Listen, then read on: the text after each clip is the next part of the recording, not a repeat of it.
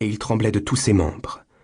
Finalement, il passa sa culotte, se chaussa et, enveloppant le nez dans un mouchoir, sortit dans la rue, accompagné par les exhortations peu aimables de Praskovia Osipovna. Il avait l'intention de le glisser quelque part sous une borne, une porte cochère, ou bien de le laisser tomber comme par hasard et de disparaître ensuite dans la ruelle la plus proche.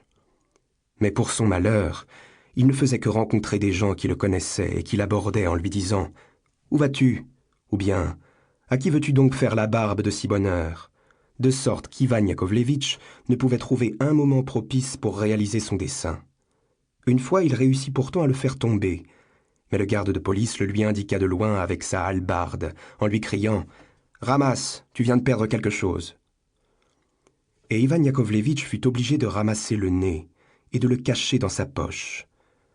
Le désespoir s'empara de lui, d'autant que les rues commençaient à se peupler de plus en plus, à mesure que s'ouvraient les magasins et les boutiques. Il résolut de se diriger vers le pont d'Issaki. Là, il réussirait peut-être à le jeter dans la Neva. Mais j'eus tort de ne vous avoir rien dit jusqu'à présent d'Ivan Yakovlevitch, qui pourtant était un homme d'assez grande importance dans le monde. Comme tout brave ouvrier russe, Ivan Yakovlevitch était un incorrigible ivrogne. Et quoiqu'il rasât tous les jours les mentons des autres, le sien ne l'était jamais. Son habit, Ivan Yakovlevitch ne portait jamais de redingote, était de couleur pie, c'est-à-dire qu'il était noir, mais tout couvert de taches grises et brunes. Son col était graisseux, et à la place des boutons, on voyait seulement pendre des fils.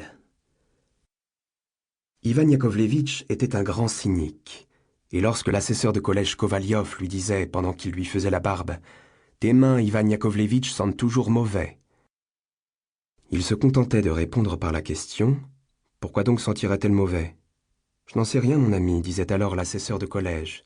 Le fait est qu'elle sente mauvais. » Et Ivan Yakovlevitch, après avoir humé une prise, se mettait à le savonner en manière de représailles, et sur les joues, et au-dessous du nez, et derrière l'oreille, et sous le menton, partout enfin où l'envie lui en prenait. Ce citoyen respectable arriva donc sur le pont d'Issaki. Il jeta un regard autour de lui, puis se pencha sur le parapet comme pour voir la quantité de poissons qui passaient sous le pont, et fit tomber tout doucement le chiffon qui renfermait le nez.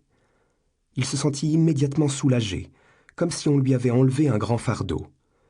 Un sourire apparut même sur ses lèvres, et au lieu de s'en aller raser les mentons des fonctionnaires, il se dirigeait vers l'établissement qui portait pour enseigne repas et thé, dans l'intention de se commander un verre de punch, quand tout à coup, il aperçut à l'extrémité du pont un commissaire de police du quartier, à la physionomie imposante, orné de larges favoris, un fonctionnaire portant tricorne et épée.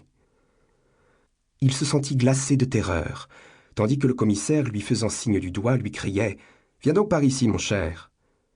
Ivan Yakovlevitch, qui connaissait les usages, ôta de loin sa casquette et, accourant avec empressement, dit « Bonne santé à votre noblesse !»« Non, non, mon ami, pas de noblesse. Raconte-moi plutôt ce que tu faisais là, sur le pont. »« Par ma foi, monsieur, en revenant de faire la barbe, je me suis seulement arrêté pour voir si le courant était rapide. »« Tu mens, tu mens. Tu n'en seras pas quitte à si bon marché. Dis plutôt la vérité. »« Je suis prêt à faire la barbe à votre grâce, 2, 3 fois par semaine, sans résistance aucune, répondit Ivan Yakovlevitch. « Mais mon ami, ce n'est rien tout cela. J'ai 3 barbiers qui me font la barbe et s'en trouvent encore très honorés. Raconte-moi donc plutôt ce que tu faisais là-bas. » Ivan Yakovlevitch pâlit. Mais ici, les événements s'obscurcissent d'un brouillard, et tout ce qui se passa après demeure absolument inconnu.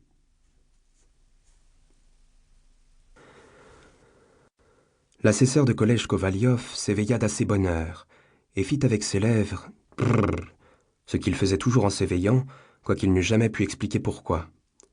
Il s'étira et demanda une petite glace qui se trouvait sur la table.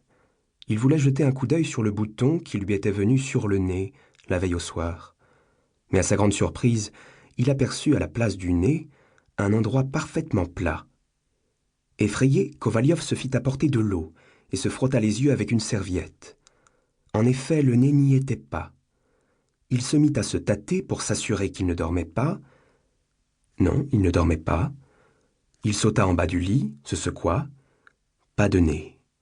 Il demanda immédiatement ses habits et courut droit chez le grand maître de la police.